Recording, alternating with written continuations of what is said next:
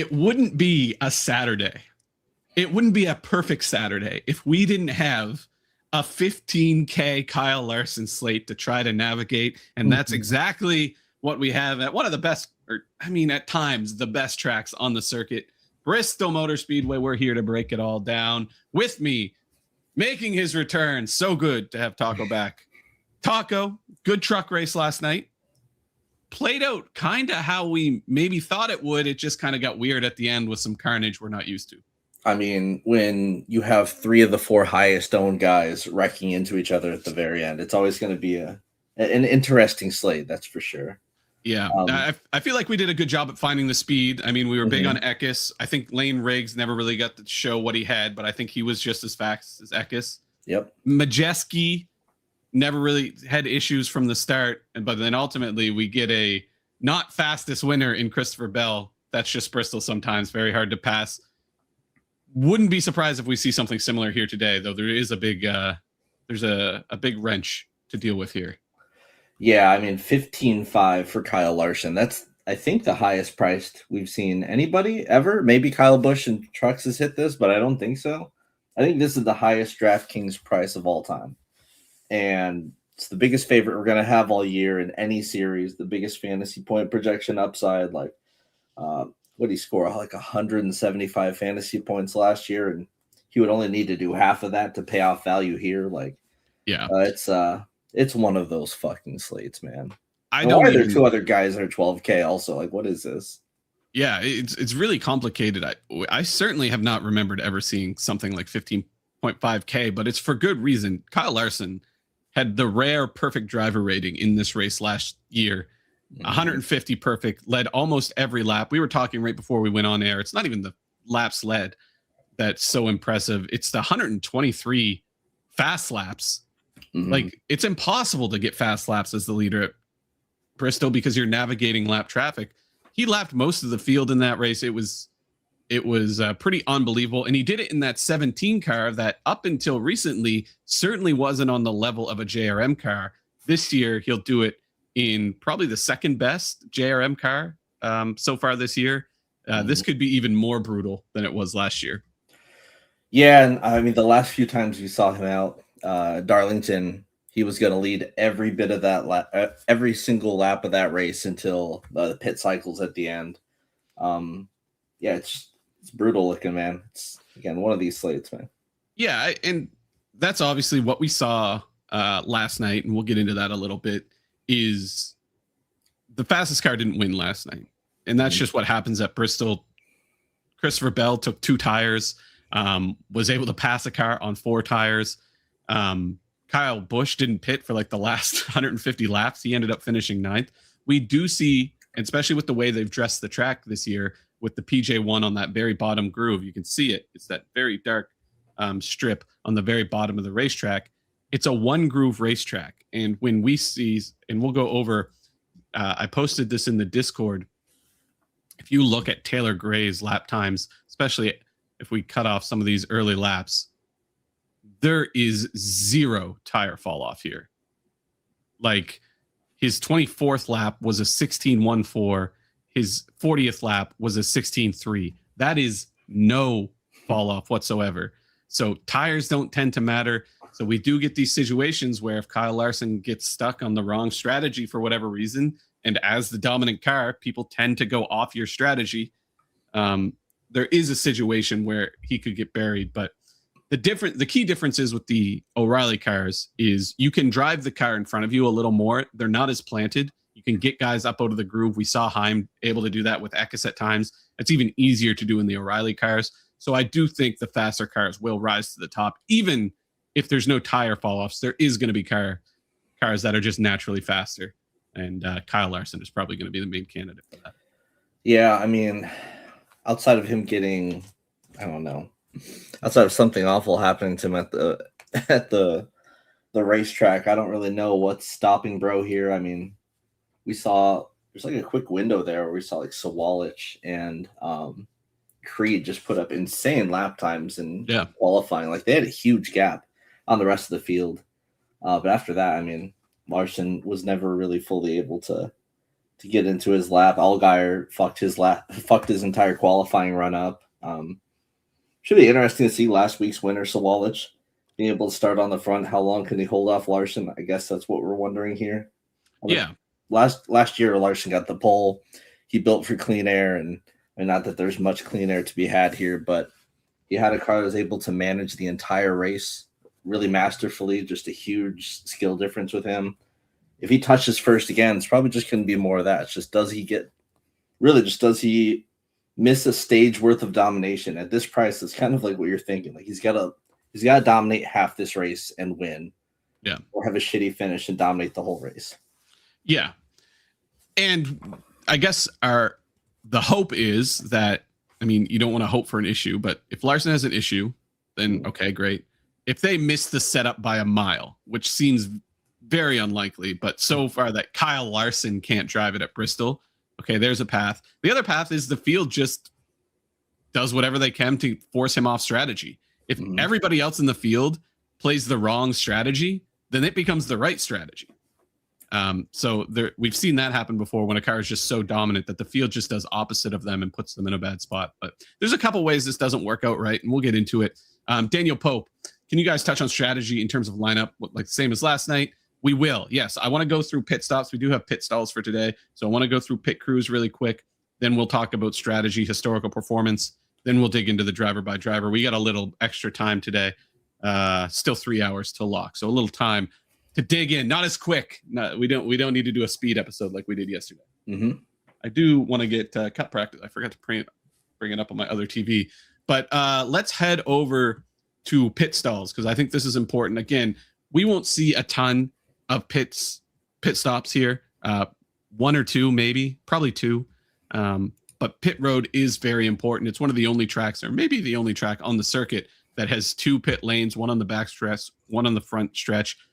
That first pit stall that Corey Day has is very, very valuable because you can ride on the outside. So you have to enter here. You have to enter at the start of the backstretch pit road. So if your pit stall is number one, you start here, drive all the way around through the turn, all the way down, and have a clear exit off. A lot can happen trying to get in and out of pit stalls, especially on the backstretch, but anywhere here. So the fact that you can just hang the wall, go all the way around to your pit stop, this is a huge advantage. But as always, you're really just looking for guys that have clean entries in or clean entries off. Where it gets a little tricky is where you're stuck in the middle, like this is not Sheldon Creed, but just as an example, Sheldon Creed's right here. Wedged in between the 8 car and the 9 car, both who we expect to be somewhat competitive. That could be a very tricky entry in and entry out, depending on where he is in correlation with the 9 and the 8 car. So you want to be mindful of guys who have tricky pit stalls like this. Again, Bristol is a bit of a difficult pit road, but we don't see enough pit stops for it to matter. We'll have to talk about this a lot more in tomorrow's stream for the Cup Series when they'll probably make 9 or 10 pit stops. But today we just don't expect it. But Allgaier, great entry in, clean entry in, 35 car in front of him, probably be laps down. That's a great pit stall for him.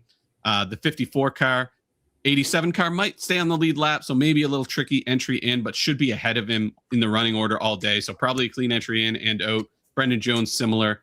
Obviously, we talked about Corey Day.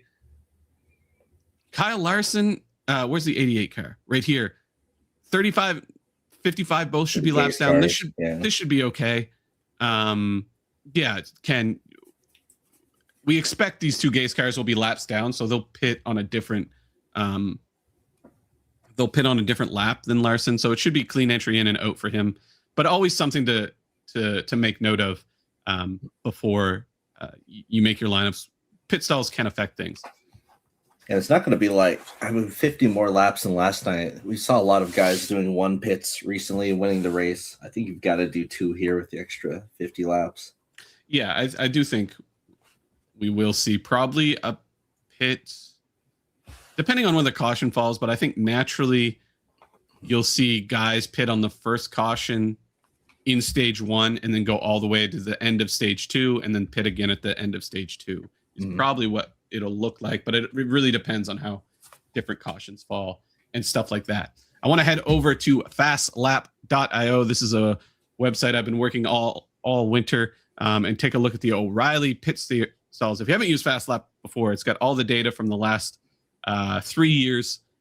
For all series, you can sort by track type, track characteristic, season, all these different things, as well as tire. We'll get into that a little later.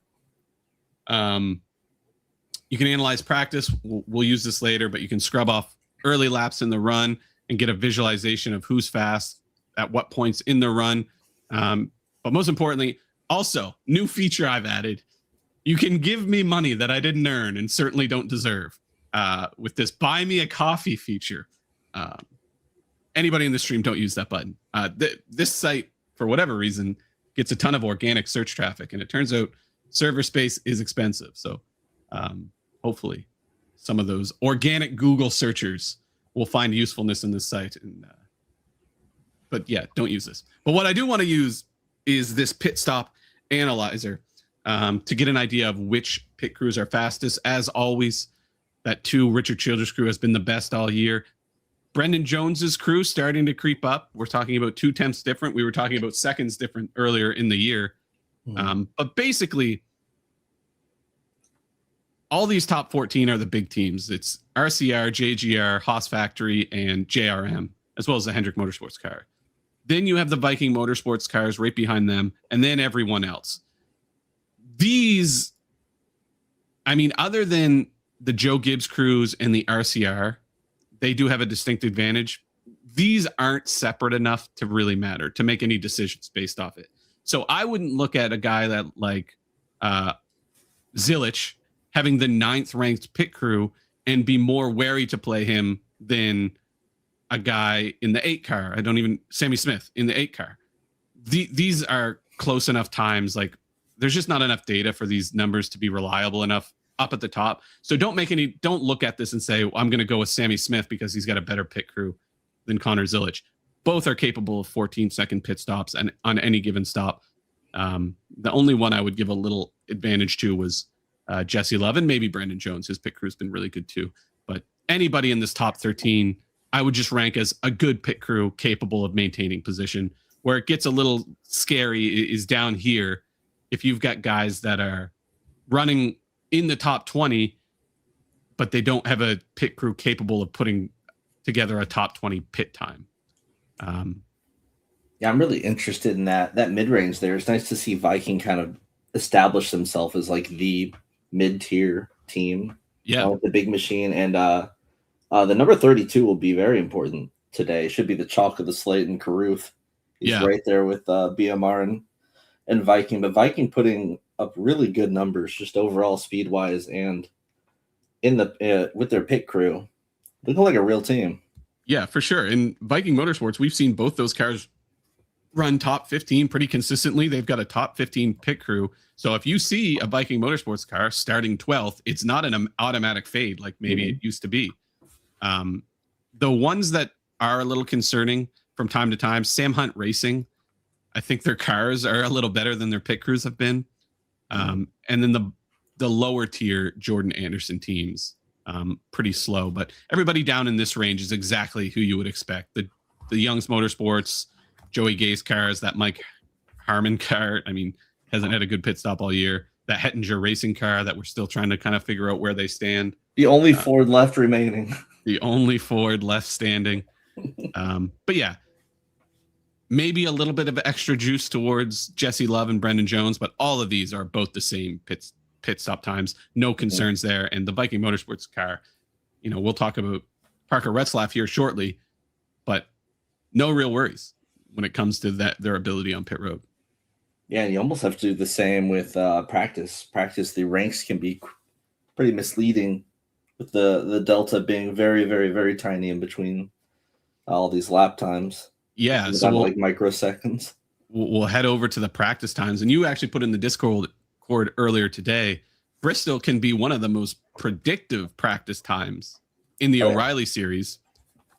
The issue is, and we'll go over to Fast Lap, go to the practice tab here. This is all Bristol. This has all of the practice data from Bristol's practice that just happened. We can scrub off maybe the first 20 laps of that run. Not really interested. Now let's go 26. Not really interested in those first. We kind of want to get a better idea of who was running after the track had rubbered in, after a little bit of casing has worn off the tires. But you can see, like, Taylor Gray ranks first in terms of best 10 laps. The average of his best 10 laps run after 26 laps on track was a 16:19. That's hundreds of seconds better than Sam Mayer. So 1 to 2 is hundreds of seconds, and that's not enough to make a pass. So if Sam Mayer's ahead of Taylor Gray, then he's the fastest car on track. So you got to keep that in mind too. Just because Justin Allgaier, bad example because he never runs well in practice, but just because Brent Cruz ranks 9th here, that's just a little over a 10th slower, and a 10th is not enough to pass. So you really have to take practice times with a grain of salt. We're at Bristol, we're talking about hundreds. That's what makes William Sawasch's qualifying lap so impressive, really. Yeah, and seeing Justin Allgaier there and Kyle Larson there should not be any sort of concern because I think the 3 races that Allgaier's won this season, he was well outside the top 10 in practice times in all of those, if not in the 20s. He's sort of like Hamlin. He just completely punts. Yeah, long-time watchers will know, especially with veteran drivers, they practice much more for feel.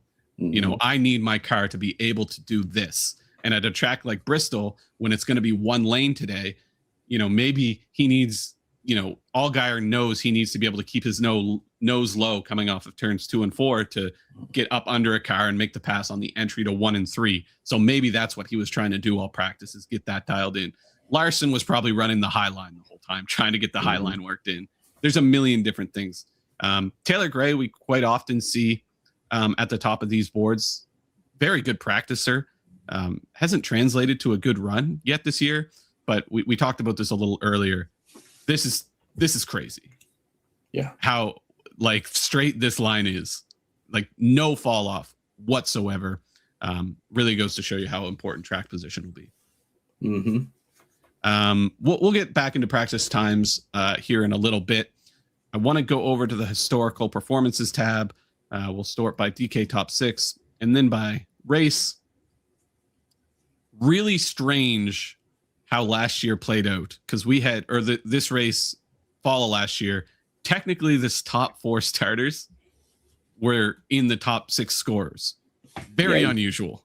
Absolutely could not afford that. But yeah, it was, I mean, just not getting lapped is fucking amazing here. Clements is a big track history guy. So him starting in 26, I guess it made sense, is like being right on the edge of not getting lapped early. Yeah. But yeah, I mean, the deep place differential struggled very heavily. It's just something you've got to keep in the back of your head here at Bristol, where the laps are like 17 seconds, 16 seconds. Like, these guys are going to get lapped early and often and quickly. Yeah. And we actually, in the race that Larson dominated, scored 174 points. Even in that race, and obviously you wouldn't be able to afford these guys, but the top 3 of the top 4, again, were in the top 6 scores. Mm-hmm. So don't be afraid, especially if you're pivoting off Larson, to go to these guys who are starting towards the front. This is not, to Daniel's point earlier, this is not a race where you need to focus on deep place differential, because as you said, Taco, after that first stage, as long as it runs pretty green, the top, and if Larson's ripping, the top 20 might be on the lead lap, and everybody else is hard stuck 20th or worse because there's just not enough cautions in the situations to gain your laps back.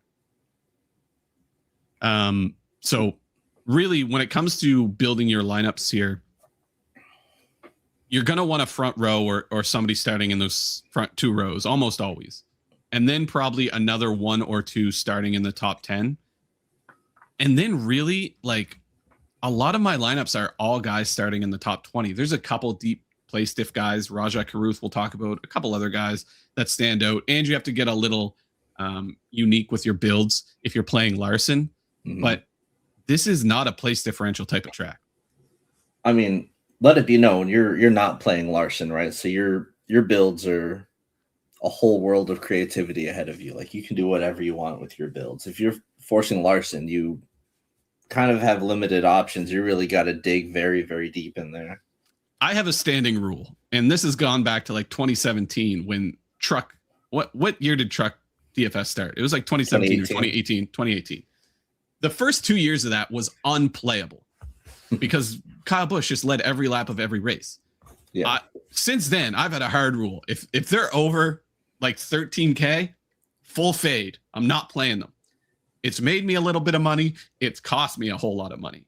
But still, it's a rule and we follow it. So I won't be playing any Larson today, just out of, I don't know, madness from 2018. But alas, if you're not playing Larson, you can play all guys starting in the top 20. It's completely fine. You'll see here in the averages by starting 5. It's starting in the top 5 is the best, and then kind of straight down. Pretty linear. Like there's no benefit to starting 36 versus starting 16. Problem is Larson starts in the top 5. Yeah, I mean, listen, this is probably not a race where I'm going to look my best at the other end of. But yeah, the point is, do not focus on place differential. We always talk about this. Find good cars that had a poor qualifying session. We'll be able to identify a few of those when we break down by driver. But yeah, you can see it right here. A guy that's starting 16th is just as likely to score 25 points as a guy starting 36. Place differential does not matter. Yep, and if you're playing Larson, I think just look at the table on the bottom right here, just the shitters and how they do. You may as well say fucking go all the way to the very back. That's kind of what we're seeing here. Yeah. Just because they hit 30 and 40 fantasy points the most. You may as well. Like, yeah, you might as well. Again, that's only specifically for Larson. If you're not playing Larson and you touch, like, I don't know, a Blake Lothian, then like, what are you doing? Yeah.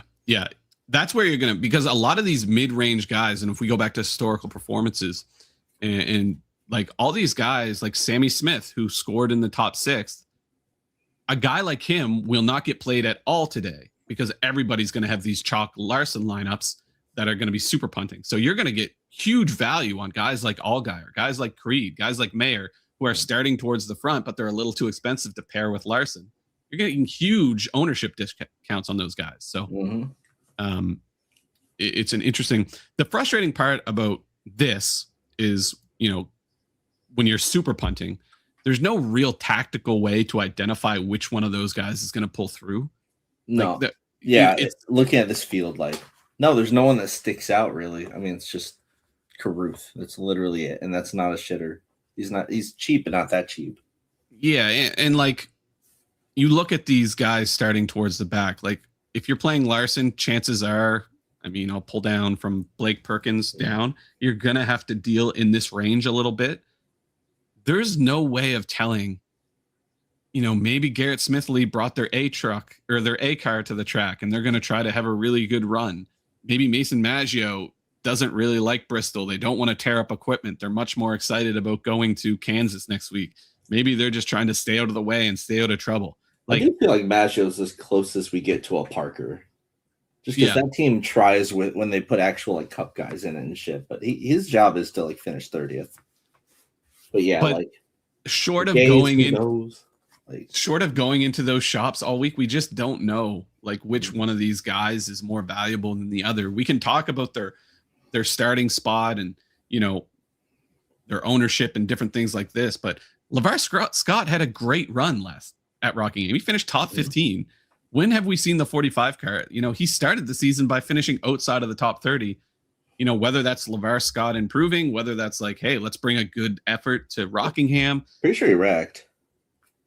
Yeah, we just don't know. Yeah. You know, like there's just no way to identify in the same way that there are key indicating factors for guys starting up top. So you're just going to have to take some shots. There's no real answer to the question. If you ask me in about 6 hours, then I'll be able to tell you exactly. I mean, with Larson, you got to mix and match, and Larson's definitely more of an MME option. I would not like single entry Larson. I'm doing single entry. I would do something more interesting. And I talk about this a lot, and this is to varying degrees of truthfulness, but my approach has always been, and we probably won't get odds for this race until after the stream. We might get it towards the end. Larson's probably going to be about even money. If you're going to play Larson in DFS at a rate where you can get leverage on him, your best case scenario is probably doubling your money no matter what. So if you're playing Larson in DFS, I always find that I'm better off just playing him at even money on the sportsbook and then having fun and making fun lineups in DFS, because you're not gonna. Chances are, if you're making a full Larson run where you're playing him enough to get leverage on him, you're not gonna like boink a contest. You're gonna tie with 50 other people. So that's always been my approach to these kind of things. Yeah.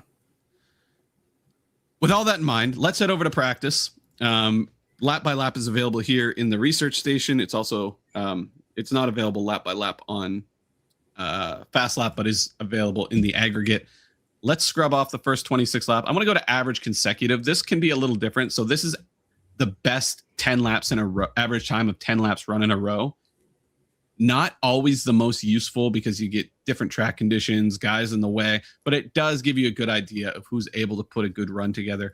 Taylor Gray, almost like as always, towards the top of the leaderboard. We haven't seen him be able to translate that into a full-blown dominant run since Martinsville late last year, but he's popping. Sam Mayer had some good runs, not as consistent as Taylor Gray. You and I also noticed how good Sheldon Creed looked in practice at times. Again, not as consistent as those Taylor Gray runs, but notable as well. Brandon Jones also looked really good. I want to bring up Larson and Allgaier here compared to Taylor Gray. Once we get to like 50 laps in the run, it kind of evens out. Maybe Taylor Gray is a little faster to launch, but who knows what Allgaier and Larson are doing there. Once you get late in the run, it almost switches. Larson becomes the fastest. So I wouldn't be concerned about Allgaier or Taylor Gray or Justin Allgaier's speed. I think they're both plenty fast. Yeah, it's impossible to know what Larson and Allgaier are really doing in practice. It usually doesn't matter. The other one I want to make note of here is Corey Day, just kind of all over the spot. His launch speed was pretty good. In fact, I think he was one of the fastest cars in practice, and his 5 and 10 lap averages were top of the board too. The issue is his fall off. Like, he seemed to really struggle at the end of the run, and at a track where we haven't seen anybody have tire wear, the fact that he fell off that much is certainly a concern. How much would you chalk that up to just traffic? Could be him trying to work in the high line. There's a million different reasons short of being there and watching him live. They didn't show it on screen. But yeah, this could just be him trying the high line, trying to rubber it in, could be stuck behind a slower car, million different reasons. But certainly worth noting. And Austin Hill was terrible. Like, these are bad. He is like good at like 2/3 of the tracks and just sucks ass at the other third. And Bristol certainly falls into the latter category. Absolutely. Before we get into the driver by driver, one more thing. If you missed the truck race, there is a new feature here on fastlap.io. You can sort, if you want to get an idea of how somebody tends to perform at a given track, just click on their name. Let's find Sheldon Creed. Click on their name. Boom. Go over to track performance. It'll have all of their tracks that they've ever run on listed and their driver rating versus their average. So at a place like Iowa, his average driver rating is about a 91. Any given weekend, his driver rating is about a 91. At Iowa, his average driver rating is 105. Gains 14 driver rating at a place like Iowa. So that is considered a track that he is better at. If we find Bristol, where's Bristol? He actually loses a couple driver ratings. So a below average track for Sheldon Creed. Just kind of useful for contextualizing where they stand. Now, we saw this yesterday with Corey Heim. Corey Heim at Bristol is actually below average track. That's just because Corey Heim's so good everywhere. So don't use this as gospel, but it does give you an idea of which tracks guys are good at. And you can also see by track type. So Sheldon Creed gains a little bit of driver rating at a short track, loses a little bit of driver rating at intermediate tracks. One of the most consistent, actually. I'm looking at this now. I don't think I've seen anybody this consistent against all track types. You look at a guy like... Flip it around, just do Austin Hill. Yeah, I mean, Austin Hill, track performance, loses almost 20 driver rating at a short track, gains 10 at a super speedway. That's crazy. intermediates are about even for him. The most glaring example of this is if you go to Shane Van Gisbergen in the Cup Series, Kane's 52 driver rating at a road course versus loses 22 at intermediates. But yeah, kind of a useful tool to determine where a guy fits performance-wise on any given track or track type. Mm-hmm. We don't really need to go over this race last year because it's just Kyle Larson. So I think it's high time we get into the driver by driver. We've talked enough about Kyle Larson, but just to summarize our thoughts, the most likely winner, the most likely dominator, but not super fun to play from a DFS perspective. Yep, exactly. This is prime Kyle Busch back in full form. This is like, I don't know, like 2019 Kyle Busch at Bristol, 15.5, just with more laps to go around. Again, his performance from last year was like almost 12x value. You don't need that much. He could have been 20K and he would have still been optimal. So this is more of just like a yes or no. Does he dominate the race? Does he dominate 2 stages worth? Probably. What's going to happen? Probably about, I don't know, I'd say like 40% of the time, right? Yeah, and even that feels low. Like, you got to understand the skill gap that exists between Kyle Larson and like even the guys that are starting in front of him. Sheldon Creed's a great driver. We just saw it, how consistent he is. William Sawalich has been. Kyle Larson is like the best, one of the best ever. Mm-hmm. Like the skill gap that exists is so wide.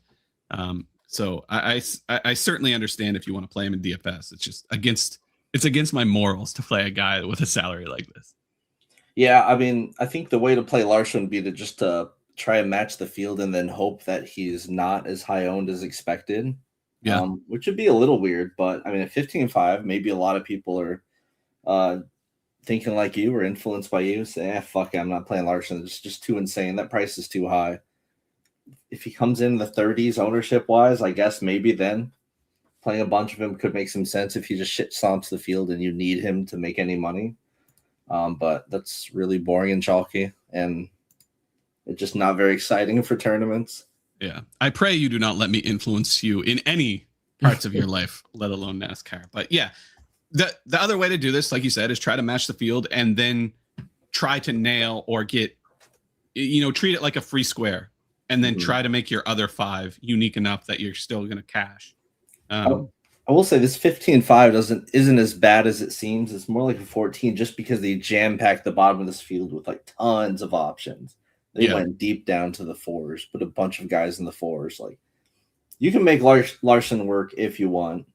Carruth helps with that, but I think you have to do you almost have to do like your dominator rules differently if you go Larson, because you could just do solo Larson and then place differential besides that, and that could work on paper, but I don't know. Overall, you want to kind of front load this field. Again, not playing Larson is indeed the fun route.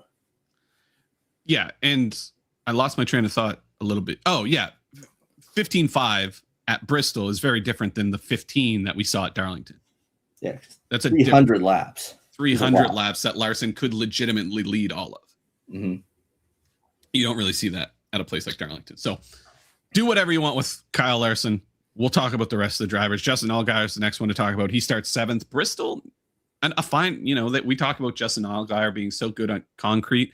I think Bristol has been the least, the worst of the concrete tracks for him, which is a lot to say considering he's finished top 5 almost every run here and ranks the highest among active drivers or full-time drivers. Yeah, and if you go way back, which it's not really worth going way back most of the time in NASCAR, but I guess this series you could say they haven't really changed much for a while. If you're to go back many years, like Allgaier has like absolutely ridiculous long-term form, almost like Kevin Harvick levels of form here at this track. So, I mean, he's always the one you expect. It's just 12.5 when there's already a 15.5 dude in the field is a lot. Like, this is a proper price for Allgaier if Larson wasn't in this field.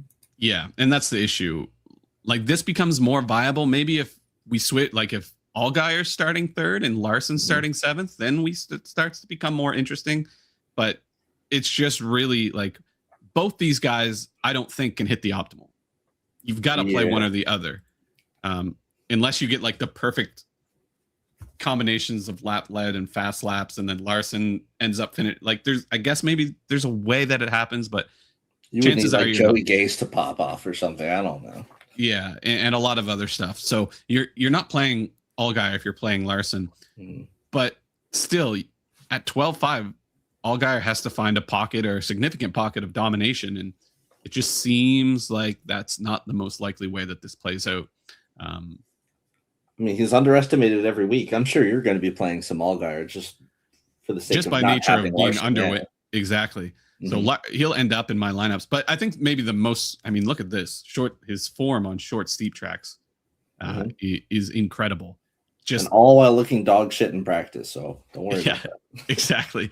But yeah, it's really just a matter. If you're playing Larson, you're probably going to end up pretty significantly underweight on Justin Allgaier. If you're not playing Larson, you're probably going to end up overweight. There's no real analysis beyond that.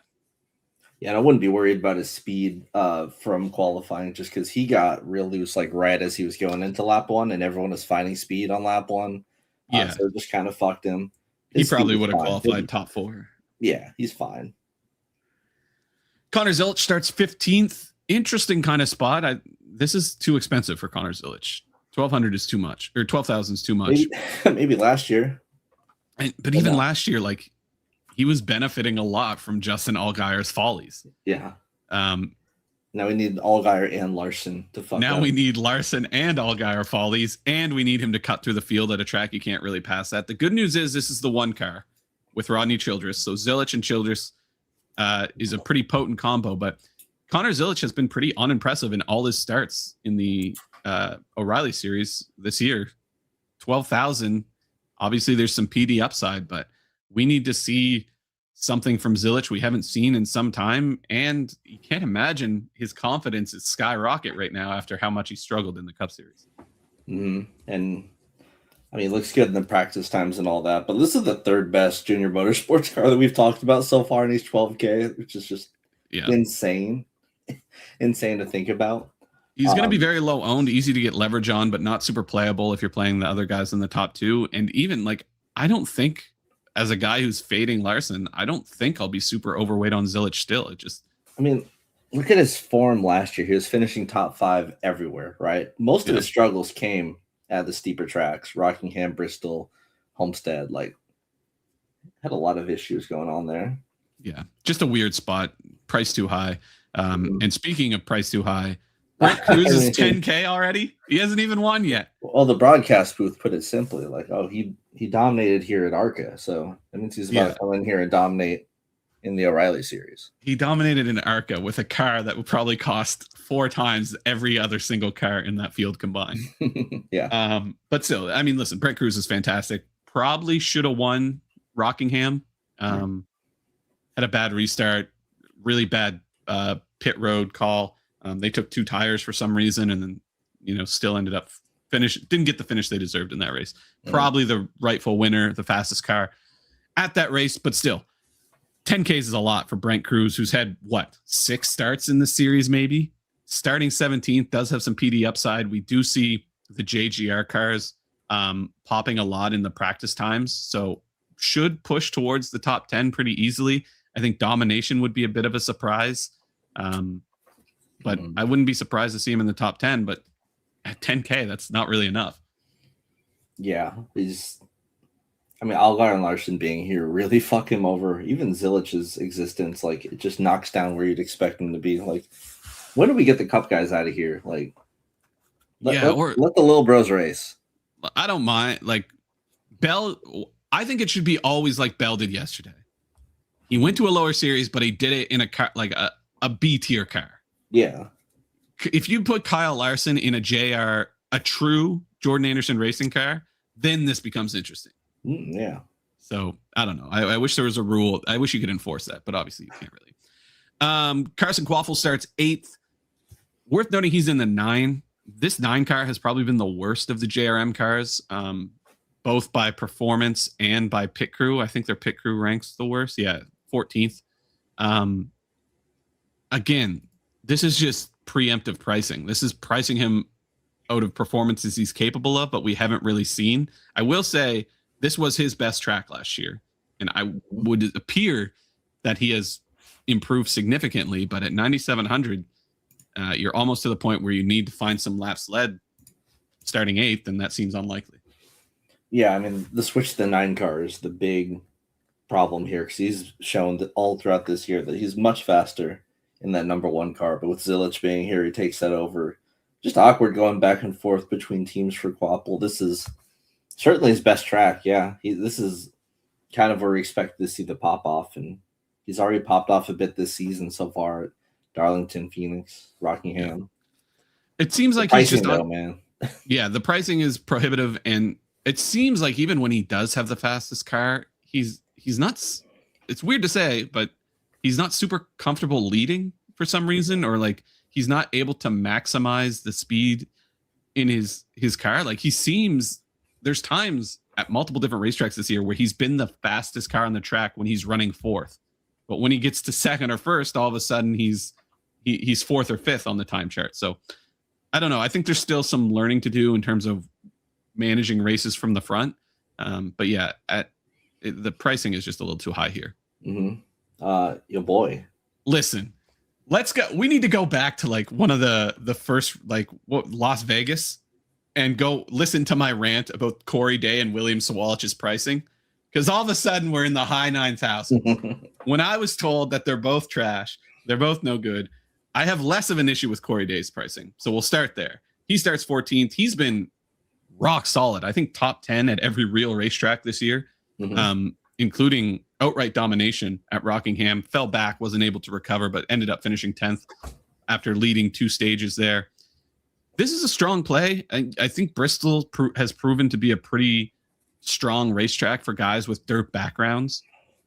Again, we talked about it earlier. The concern is he fell off a ton versus his entry time, or his early lap time versus his late lap time at a track where we shouldn't really see any tire fall off. That could be for a bunch of different reasons. That's the concern. But I think this is a strong play, and there is some builds you can do with Larson Day. I think this is the range it starts getting somewhat viable. You still have to go super punt down here, but I think this is a strong play. Corey Day's been really good this season. Yeah. Yeah, definitely with you. I think I switched over a few weeks ago on Sawalich just to lock in being more right. Going from bro's ass to bro solid. He's very solid now. We'll get to him, but I mean, Corey Day, he's looked, he's gotten real loose, had a lot of saves early on the season. People thought, I don't know if he can handle this, the speed in this car, but he is certainly figuring it out and getting consistent, which is great. Really love that for him. He should be Brent Cruz price probably, just with the momentum he's got going on in this series. With this being a Larson race, I mean, Larson does seem to like to be driving with Corey Day. He's definitely going to step it up a notch here. Does he even need to? I don't know. It's a fine play. Yeah, I think if Corey Day has a run like he's had at every, like I said, real, when I mean like driver skill performance type track, non-road court, not saying road. I'm talking myself in circles here. At all tracks besides road courses and plate tracks, if he has a performance like he's had at all those types of tracks this year, I think he starts flirting with the top 6. And again, you get to play him a lot more without Larson than with Larson. Yeah. How appropriate on the weekend when Ty Gibbs gets his first Cup win would it be for Corey Day to get his first O'Reilly win? That's a discussion for tomorrow. Listen, we'll talk about William Sawalich now, who all of a sudden is 9,300. He's been 7,000 for the last 4 weeks. He has one okay run at Rockingham, and suddenly he's a 9,300 driver. Raja Caruth has been mispriced for 4 years. But Bubba Wallace is still mispriced every week. But Sawalich has one good run, and he's all of a sudden he's 9,300. I don't get it. But alas, this is too expensive. I know William Sawalich, even starting from P1, I know William Sawalich had a really good run at Rockingham, but we have seen plenty more examples of William Sawalich not performing in this situation than we have seen him performing.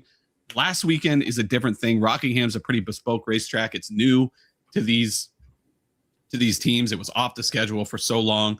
Sawalich that team nailed the setup. JGR was good overall. They got the strategy right. I still think Brent Cruz was faster, but alas, William Sawalich executed better. Bristol is not Rockingham. And Kyle Larson, Allgaier, Sheldon Creed, all these, Brendan Jones, Jesse Love, all these guys that have experience at a place like Bristol, it's not going to be like Sawalich is just going to have the fastest car and lead every lap. I just don't think that's going to happen. And maybe he leads a good part of the first stage, maybe, but I just think he gets swallowed up. And we've seen once Sawalich is running fifth on back, fifth becomes 15th, becomes 25th, becomes, breaking a toe link, and not a toe link, but, blowing a tire or something. Like, look at this track history. There is one example of him hitting the top 6 in this situation, and it was last week at Rockingham. So I don't know. I find myself wanting to be pretty weight on William Sawalich. This is a crazy overreaction. Yeah, and the pole sitter has ownership dumped on them. Yeah, historically absolutely. Here, and for good I reason. expect them to be pretty fucking popular. I mean, there's 300 laps to go around pole sitters. You expect, of course, you're going to be popular. But this is just the spot I like going a different direction on, hoping he gets Ekist. Yeah, like last night. And I think, listen, you got Sheldon Creed, who's a great experienced restarter on your outside. We talked yesterday about how the start at Bristol is kind of a coin flip, not a coin flip, but the non-preferred line. The pole is not free. And then you have Kyle Larson right behind you. Sawalich needs to be perfect to get the lead and maintain it here. And then within 15 laps, you're going to hit lap traffic. Larson and probably Creed are both going to be ripping the top and making moves that you've never even seen before. I just think there's a pretty clear path to Sawalich not dominating a ton. And we've seen once he falls back in the pack, he falls quick. So I'm not as critical as William Sawalich here as I am the pricing. I think the pricing is wrong. And I just think he's a little too expensive. Yeah. And I mean, he seems cheap overall on this, like value wise or whatever. Just he's starting off with the pole, but this is, I mean, we're used to 7K Sawalich literally. Yeah. I think there's a situation where he just gets chewed up by Creed on the first start. And then if he doesn't, Larson's going to be on his back bumper within 10 or 15 laps, you would think. So certainly some concerns there. I'll find myself a little underweight on Sawalich. Let's bang through some of these. Sam Mayer starts 5th. Fine play, looked really good in practice. Practice times were fine. Not his best racetrack, but these Haas factory teams have been much better than they were last year. They were really great with Cole Custer. Last year, it was a bit of a down year. This year, it seems like they're bouncing back. Sam Mayer will be very, very low owned. I don't mind getting a little bit of leverage in non-Larson lineups. He could run in the top 5 most of the day. Yeah, I like how he improves at the 30-lap average, just numbers-wise. I did that thing earlier where just looked at all the different splits, all the different tracks for the O'Reilly series. And, I mean, 30-lap averages here at Bristol are like as close to gospel as you can get. I think there are like 2 other splits at 2 other tracks that are more telling than that. But 80% correlation with race speed, that's pretty fucking telling. And it's nice to see when they improve there. So Sam Mayer at 9K. Fine, he's always done decently here. Again, just can he he's got a couple of really fucking good drivers ahead of him, and even like Allgaier coming up to him. So yeah, I could see him just running well. Okay, again, if you're playing Larson, he's going to be expensive and hard to get to. If you're not playing Larson, he becomes a fine mix and match play. Absolutely. Sheldon Creed starts 2nd. You can almost treat Sheldon Creed like the pole sitter here. We talked about this yesterday. The flag bearer starts the race at Bristol, and so it's very hard, or it's harder to get a jump as the pole sitter at Bristol because both lanes are viable. If you enter turn 2 with a car on your outside, then it's a drag race. Sheldon Creed's a great restarter, so I think you can even in your mind consider him a pole sitter here when you're thinking about his viability. This has been a great track for Sheldon Creed. It's been pretty boom or bust, 2nd place or nothing for him, but he's just in great form right now. Like, he's not winning and dominating races, but he's never finishing outside of the top 5, and now he's at one of his best racetrack with Dominator upside, at least in that first stage. I really like Sheldon Creed here. Yeah, and I mean, as you can see here, he either wrecks or is really, really, really competitive here. Yeah. And even in the truck series, last time we saw him in the truck series, he led like almost every single lap here. Just a really good track for him. And you can see, like we have highlighted there, consistent top 5 upside at, once you're in the 8K is like, that's pretty good. Just hanging in the top 5 here. Yeah. Yeah. Sheldon Creed is just kind of, I think we know who Sheldon Creed is. Like, this is who Sheldon Creed is. Maybe not outright domination very often, but just really, really solid. I mean, he has the potential, along with maybe Brandon Jones, to be the Christian Eckes of this slate. Yeah, very much so. Sammy Smith starts 16th. Not a great track for Sammy Smith. He does have one top 5, but this is a below average track for him. Was the worst of the JRM cars in practice. Just kind of an okay play that didn't jump off the page for me. Yeah, not much to see here. More interested in Jesse Love, who was mad fast in practice. And yeah, Jesse Love will probably be a little overlooked. I think he let everyone down at Rockingham. He got damaged early in that race and then kind of crashed out. I think he was faster than he finished. He starts 12th, really great in practice across all lap averages. Mm-hmm. Really strong here in the past, top 6s and 2 of the last 3. Had a lot of success here in the ARCA series as well. This is a good play. Yeah, 8,200, mad cheap for Jesse Love. And I mean, you look at his teammate Hill. I think that's just Hill being Hill, but Love seems to have it figured out here. Defending series champion, multiple-time race winner in RCR equipment is 1,100 less than William Sawaj. Okay. Yeah. Okay, DraftKings. And then even more egregious, Brendan Jones, who's solid everywhere, but has tracks where he's amazing. And Bristol is more so the amazing than solid. This is a really great track for Brendan Jones. The JGR cars certainly have some juice right now. He starts 4th. I think he'll stay kind of top 5 all day. Maybe he finds the lead at times. Does tend to grab fast laps. This is a fine play at 8,000. Yeah. Yeah. And it's still just high enough to kind of be outside of the Larson range, but just a good alternate if you're going that way. I mean, you can start a lineup with Love and Jones, and you have like decent dominator upside, and you can afford to go like Allgaier, Yeah, and we saw how valuable those first 2 rows were in terms of DFS. Even if Larson dominates this race, oftentimes we see the top 5 stay the top 5 for most of the race. I think Jones is strong, and 1,300 less than William Sawallish is ludicrous. Yeah, solid play. Austin Hill, we talked about this earlier. This is a fine PD play, but this isn't a good track for him, and he has not been good this year. He is a fair amount slower than Jesse Love at anywhere we go. I think this will be a popular play. I think this will be a popular pair with Larson, but I don't find myself yearning to get overweight on Austin Hill. Yeah, we've seen the ownership go his way when he's at a track he's not good at and he starts deep in the field. Pretty common trap. Not really feeling it. He's going to move up into like the teens maybe and sit there. I don't think that does anything for you at 7-7. Yeah, you look at the track history. You've got the 1 3rd place run back in 22. Since then, it's been kind of all outside the top 14. So that's not going to be enough here. Yeah, he's just bad at short tracks.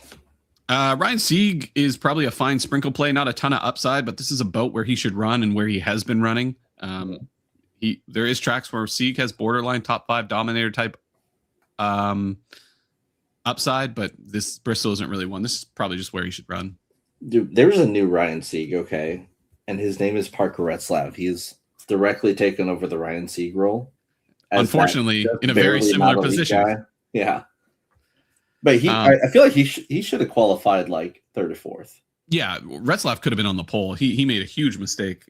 Or not a mistake. He just got loose in turn 3 and 4. Probably would have qualified in the top 4. That team is fast. They have a good pit crew. Like they are consistently in the top 10. Like they're just like they're going to be like a 7th to 10th place car all the time. And 7,200 is nice. Yeah. Yeah. And this is a boat where he should run, maybe push us forward a little bit. It's a fine play. Andrew, no, I'm not playing any Larson just because that's not how I approach it. Scroll back a little in the feed. We did a whole dissertation on Larson, but you certainly don't need to play him. And it's not fun making lineups with Larson in them. Did we skip Taylor Gray? Did we? Sure did. Oh, my bad. Sorry about that. Taylor Gray, it's weird with Taylor Gray because he always practices well. He's always at the top of the practice board.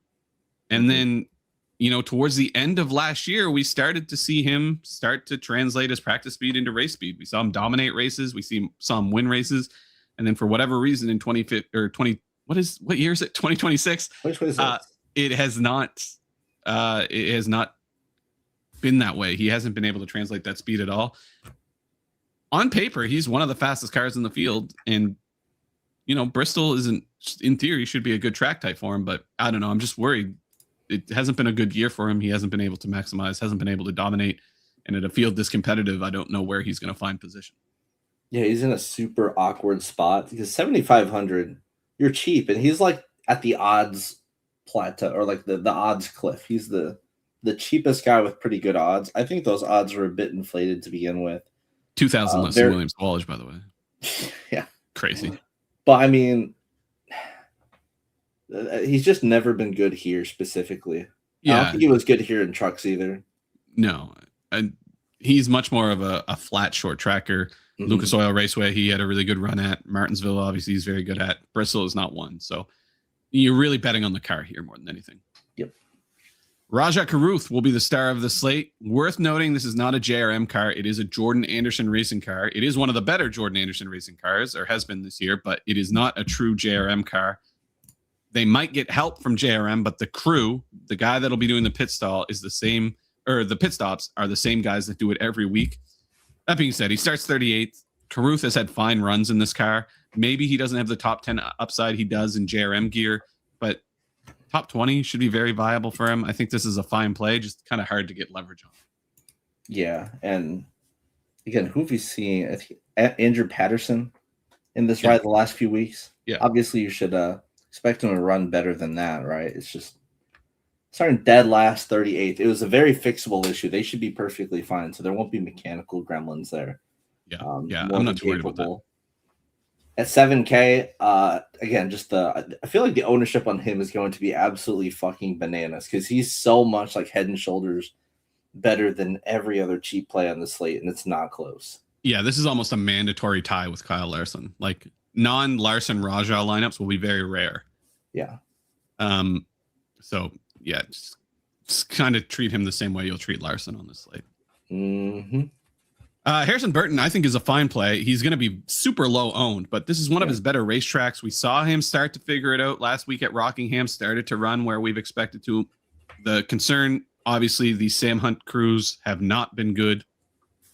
Speed hasn't either compared to previous years. Yeah, it seems like they've taken a step back. Maybe that JGR alliance isn't what it once was, but I think Harrison Burton can carry this kind of into like a top 15 run. We saw him run top 10 here in the Ford. I think we're starting to see the turnaround for Harrison Burton. I don't mind this play. Yeah, you don't take much for him to get leverage. Jeb Burton starts a little too high. This is a sprinkle play, but he would need a little bit of an outlier performance. Anthony Alfredo starting 18th. We talk about those Viking Motorsports cars. They've been good. He hasn't been quite as good as Parker Retzlaff, but still, I think he's capable of running inside the top 20 and maybe the top 15. The more you run lineups on the slate, the more you realize that guys like Anthony Alfredo are essential. Yeah. Regardless of how you're building. The values are, I don't know. He doesn't really stand out. Or he doesn't stand out. He's qualifying about where he has been. But he's pushed top 15 quite a bit. And even in those top 15 runs, we've seen him run like well within the top 10 before getting shuffled back. Like he's had enough speed to look competitive. And obviously his teammate Parker Retzlaff has shown fuckload of speed. The crews are good. Definitely a play you want to get some exposure to. Probably be a little overweight. Yeah. Dean Thompson's similar for me. I'll be a little overweight on Dean Thompson. This was a great track for him last year in the same situation. Like we talked about, this team seems to have taken a little bit of a step back. Pit crews are an issue. Maybe the speed isn't quite what it once was, but he should run in the top 20 all day. And, if things play out the right way, push towards the top 15. Like you said earlier, these are just plays you're kind of defaulted on. Yeah, 450 to 1 is not exciting. But, yeah, last year you saw he crushed. Just has a good feel for the track, which is good. So I'll have him in the mix there for sure. Jeremy Clements starts 19th. Jeremy Clements is one of the fastest cars on the track every week for no reason, and he wrecks every single week. If he could just put a clear race together, he'd run inside the top 10. How many average wrecks per race is Bro averaging so far on the season? Is it like 2 or 3? It's got to be over 1. It's definitely over 1. Like he's had multiple races where he's wrecked 3-4 times. But he's got a ton of fast laps too. Like he's legitimately fast. Whether or not he's overdriving his gear, I don't know. This, in theory, is a fine play. Jeremy Clements legitimately could run top 10 here. This is one of his absolute best tracks. Yeah. And going back a long, long time. Like, he outperforms what his usual speed is here big time. Top 10 here last year. This Haas Factory alliance turns out to be pretty legit. Yeah. It's just he doesn't finish. There's going to be a point in this race where he's going to be running 12th and he's going to be the fastest car on the racetrack. And I'm going to be like, should I bet on Jeremy Clements to win right now? And then 5 laps later, he's going to be in the wall. It's happened every single week. So if he can put a clean race together, this is a smash play. It's just like you said, he averages over 1 wreck per race. Is it like your buddy who's like new to iRacing or just really shitty at it that discovers like downloading builds and trims for the car or setups? I think it's like your buddy who's really good at CSGO and then he plays Fortnite and he can shoot really well, but he doesn't know how to build. Right. So he's like not competitive at all because he can't build. I don't know. But listen, Jeremy Clements is a great play in theory. It's just he wrecks so much. Which is the opposite of what he used to be. He used to be very slow, but never wrecked, so he was fine. Yeah, Mr. Consistent. And now, I mean, he must be rich because bro's throwing away his own equipment left and right. Listen, those sponsorship checks must be hitting because I don't know. But yeah, he's always fast. On the TV. You know, wrecking is one way to get on TV when you're running 20th. Maybe that's the angle. But yeah, he's going to be running in the top 12 at some point, and you're going to go, man, I wish I played more Jeremy Clements, but the countdown's going to be on before he spins. If he doesn't spin, if he doesn't make a mistake, this is legit top 10 upside. He's been very fast. But another guy I'll have plenty of and just hoping he can hold it together. Just his acumen at the track, I think, will help. And it should be lower cautions overall. You would hope, yeah. You would hope. It's last few years, Carnage and this series kind of go hand in hand, but Brennan Poole overqualified, started 10th. I mean, not going to be super reliable. Good for him. I hope he has a great finish to this race. I hope he just has a wonderful race. Yeah, but not super viable from a DFS perspective. Not at all. Patrick Staropoli started to look more like what we thought we would get from him this year at Rockingham. He wrecked in that race, didn't get the finish he deserved. Bristol will probably be a bit of a rough go for him. You're going to be forced on a guy like him here just because he's a good pair with Larson. He's cheaper, does have some upside, but I don't know. I'm not dying to be overweight on Staropoli here. He has not been good this year, and I don't imagine Bristol will offer much relief. I see the ownership going to him here, and I don't like it. I agree. I think he'll be fairly highly owned, but he's a bot ride guy, and I'm really not liking those guys lately. Yeah. But hopefully he figures it out. Like I said, he did look fast at times at Rockingham, but Bristol will probably not be an easy go. Austin Green is starting to show a little bit. You know, we've seen this Peterson car be more and more competitive. Again, another guy that was running really well at Rockingham, but wrecked. But starting 25th, the pit crew's not super competitive. Probably not the spot. No, he's priced up quite a bit to where I think he should be. He should be in the 5Ks, unless it's a road course. Blaine Perkins starts 30th. Fine sprinkle play, probably not a ton of upside. Did have a couple good runs in a row at Rockingham and Martinsville, but Bristol's not a type of place where you have a top 20 run out of nowhere. So fine sprinkle play, but not a ton upside. I mean, it's hard to tell what to make of like the second Jordan Anderson cars like ever. Like when they were fixing Carruth's shit, were they just grabbing stuff off this car? Like I have no fucking idea. This team is just pretty random with their results. There's a few of these teams down there, like the Gaze cars or whatever ones. They're just random. Yeah, and we talk about like there's just no way to know. Like you just got to pick one and cross your fingers. There's no like indicative metrics we can look at to say if you're gonna do that, like he's the same value as guys are 1,000 cheaper than him. So I mean, yeah, exactly. Kyle Sieg starts 20th, starting a little too high. Fine track for him. Honestly, he's finished top 25 and every time he's run here. And we do know that his cars are a little faster. So fine sprinkle play, but there's just not a ton of upside. Yeah. I mean, you can see about where he's going to finish if he doesn't rack, which he likes to rack. Yeah. Won't be quite enough. Ryan Ellis starts 33rd. Again, probably the worst of the punt plays in this range, but viable. Ran 22nd at Rockingham. That was interesting. But outside of that, it's kind of been outside of the top 30. Yeah, he's gotten worse and worse every year here. Practice speeds were nothing really to write home about. Just a whatever kind of glaze over play. We'll get lapped early and often. JJ Yeley's kind of viable. I know this 5 Ford car, the lone survivor, hasn't been great. This pit crew hasn't been great either. But JJ Yeley's grinded out some pretty decent finishes, top 25 in both his starts in this car. That would get him close, especially in Larson domination runs. I don't mind JJ Yeley here. This might be the last run for this team also. So I don't know what to make of that. Yeah, I think Ford's just done with the O'Reilly series. Certainly a concern. Or maybe Ford's just taking their leftover O'Reilly money and giving it to Hettinger. But I mean, top 20 last week, man. This is a complete who fucking knows play. Yeah. So definitely somebody you want some exposure to. Josh Williams is probably your best punt play in theory. He's capable of running well inside the top 20 here. We've seen evidence of top 15 runs as early as last year, though that might have been in a colleague car. But alas, fine. As far as $5,000 plays goes, this is probably the most experienced and best equipment you're going to get. If you look at his track history, he was literally worse in the colleague cars. Yeah. So then that goes for a lot of races with him. This is probably, like I said, in terms of car and driver, this is the best you're going to get at this range. Yep, he's the best play in this range for sure. LeVar Scott had a really great run. We talked a little bit earlier at Rockingham and even a decent run at Martinsville. Starting to see a little bit of life out of this team. Starting 26 doesn't give you a whole lot of upside, but certainly playable in your Larson runs. Man, starting 26 gives you a little upside. I think he's going to hang on the lead. That's like a prime lucky dog spot. Yeah, that's true. I think there's a big difference between that. Like you oftentimes see like the last of like the optimal guys being guys that start just far enough back to place differential, but also just like they just farm lucky dogs. They just barely stay on the lead lap. Like he's kind of in that spot here. I don't think anyone else in this range is. Yeah. So Kyle Sieg.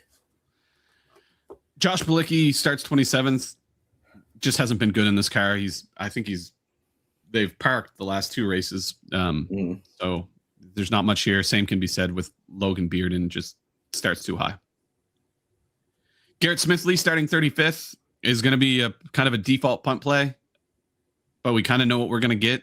Sneaks inside the top 30, not much higher than that. Might steal you 20 points. That's really what you're looking for to Garrett Smithley.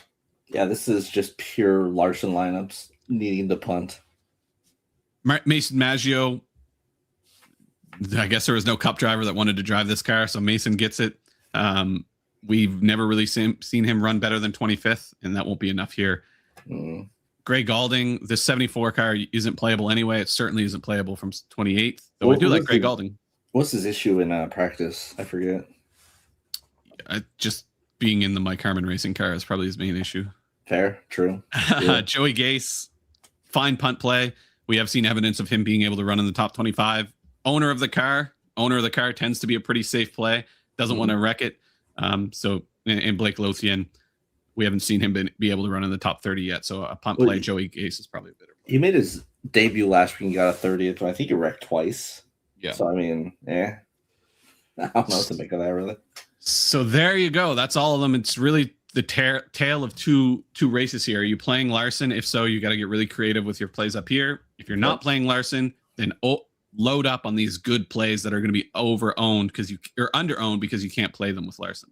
Mm-hmm. If you're not playing Larson, you want a whole team full of guys who I think are going to stay on the lead lap.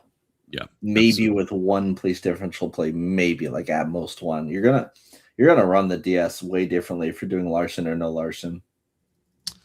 Let's go and set up the DS.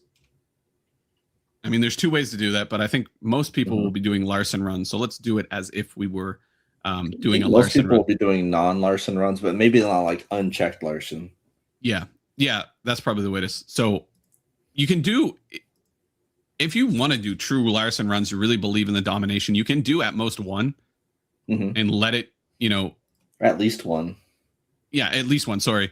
And then, really bump up his projection and let it go. You won't need to. You can just let it run as it is.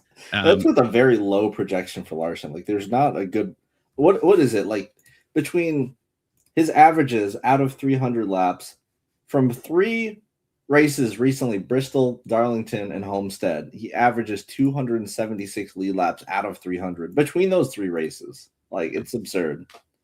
Yeah. So if you want to do full blown Larson runs, at least one's fine. Otherwise, I would do at most two, and either on At check least Larson. two, right? You could do either. Yeah. But if you on check Larson, I would do at most two. Mm. If you're leaving him check, do at least two, and then maybe bump down his projection. There's a million different ways to do this, so we won't actually do any runs here. Randomization, probably around the same as the truck race, 13, 12, something like that. Yeah, just a hair more, so 13 perfect. Tournament mode. And then do not do a scrub rule if you're doing Larson runs. Yeah, you need that. You can do a scrub rule if you're doing no Larson runs. Mm-hmm. Then I would probably limit guys starting like 30 at the worst to like at most one. That could be a rule. Yeah, that's another one. But there's like I said, we won't run this because there's a million ways to do this depending on what your goals are. Mm-hmm.